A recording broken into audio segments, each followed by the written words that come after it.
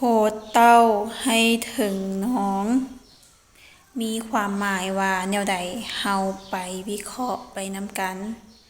คำว่าโพดโพดโพดเนาะแม่นการช่วยเหลือการส่งเสริมและการสนับสนุนเต้าหมายถึงสัตว์น้ำชนิดหนึ่งเนาะที่ว่ามันอาศัยอยู่ในน้ำอาจจะมีบางคนอาจจะบ่เคยเห็นตัวเต่าเนาะอาจารย์ก็เคยเห็นอยู่ในโทรทัศน์เคยเห็นตัวจริงมาประมาณครั้งหนึ่งทุกคนรู้จักตัวเต่าดีในเรื่องในนิทานที่ว่าหงส์หามเต่าเนาะบัดนี้โพดเต่าให้ถึงน้องให้ถึงน้องหมายถึงว่าให้ถึงฝั่งฝันให้ถึงจุดหมายปลายทางถ้าเป็นตัวเต่าก็ให้ถึงน้ำแท้ถึงน้องแท้เนาะโพดเต่าให้ถึงน้องหมายความว่าถ้าเฮาเลือกที่จะโพดหรือว่าช่วยเหลือตัวเต่าไปแล้วหั่นน่ะเฮาต้องเอาไป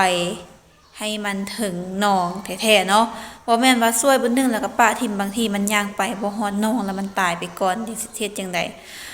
ฉะนั้นเนาะเมื่อเฮาเลือกที่จะช่วยมันแล้วเฮาต้องช่วยมันให้ถึงที่สุดให้มันไปฮอดน้องมันจะได้ไปมีชีวิตใหม่จะได้บ่ตายเปรียบเทียบกับการที่เฮาเลือกที่จะช่วยเหลือผู้ใดผู้หนึ่งที่เฮาคิดว่าเฮาจะช่วยเหลือได้เฮาต้องช่วยเหลือให้มันสุดกกสุดปลาย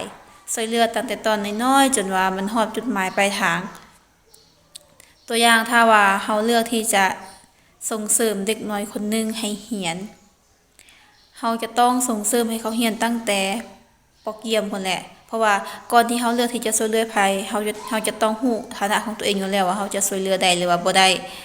เมื่อเฮาเลือกที่จะช่วยเหลือเขาเฮาก็ต้องช่วยเหลือจนมันถึงที่สุดเนาะคือถ้าเฮาเลือกที่จะช่วยเหลือเด็กน้อยผู้หนึ่งอยากจะให้เขาเรียนให้จบคือเฮาอาจจะเริ่มช่วยเหลือสนับสนุนเขาตั้งแต่ตอนที่เขาเรียนอยู่ป .1 ป.เกียมเฮาก็ต้องส่งเสริมให้เขาเรียนให้มันจบหยังตัวอย่างว่าจบประถมจบป .5 เนาะต่อมาเด้จบชั้นมัธยมต้นก็คือจบม .4 ต่อไปเด้ส่งเสริมให้เขาเจ้าเรียนจนจบชั้นมัธยมปลายก็คือจบชั้นม .7 เนาะก็คือหลังจากที่เขาจบม.ปลายไปแล้วเขาเจ้าก็คือว่าใหญ่สมควรบางคนก็อายุ16 17ปีบางคนก็18 19ปีเฮาต้องส่งให้เขาจบแบบนั้นหรือถ้าเฮาเลือกที่จะ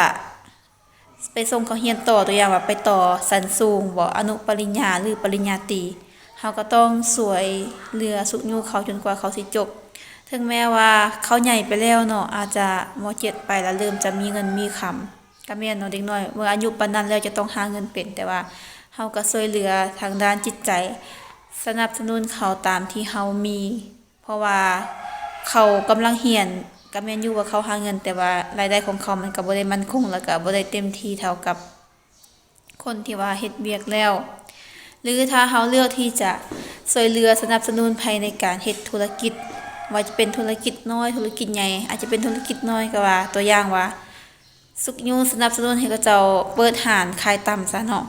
เฮาก็ต้องช่วยเขาให้เต็มที่นับตั้งแต่การจัดอาหารการเฮ็ดตู้การเฮ็ดเมนูอีหยังต่างๆหั่น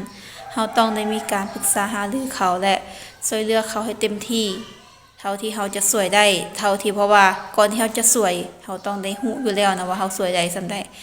ฉะนั้นเมื่อเฮาช่วยผู้ใดผู้หนึ่งแล้วเฮาต้องช่วยเขาให้ไปถึงฝันถึงฟังฝันคือสมมุติว่าเฮาเลือกที่จะช่วยผู้ใดผู้หนึ่งเนาะแล้วเฮาช่วยไปแบบ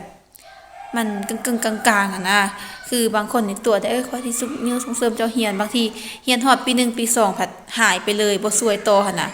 แล้วเฮ็ดให้ผู้ที่ถูกช่วยเหลือหั่นสิไปต่อหรือว่าสิพอส่ำนี้บางทีเขาเจ้าก็อาจจะมีทุนเดียวแต่ว่ามันก็ไปบ่รอดฮอดบ่ถึงหั่นนะเพราะว่าก่อนที่เขาจะไปเรียนมันตกลงกันแล้วว่าคนนี้จะส่งเสริมคนนี้จะช่วยหรือถ้าเป็นธุรกิจคือกันเนาะถ้าตกลงที่ว่าจะช่วยเขาแล้วก็ต้องช่วยให้มันสุดคือบางคนนี่มาฮอดครึ่งทางล่ะเปลี่ยนใจบ่ช่วยแหละแล้วที่ลงทุนไปหั่นน่ะมันก็แบบสิเฮ็ดจังไดต่อสิไปแนวใดดีสิไปต่อก็ไปต่อบ่ไหวสิถอยก็ถอยบ่ได้มันคาระคาซังฉะนั้นเนาะถ้าเฮาเลือกที่จะช่วยผู้ใดหั้นนะต้องได้คิดเบิ่งให้ดีๆก่อนเนาะว่าเฮาจะสามารถช่วยเขาให้ไปถึงฝั่งถึงฝันบ่หรือมันอาจจะเฮ็ดให้เขาแบบไปบ่ฮอดแล้วกลับมาก็กลับบ่ได้ถ้าเป็นแบบนั้นเฮาเลือกที่จะบ่ช่วยตั้งแต่ต้นดีกว่าดังนั้นเนาะ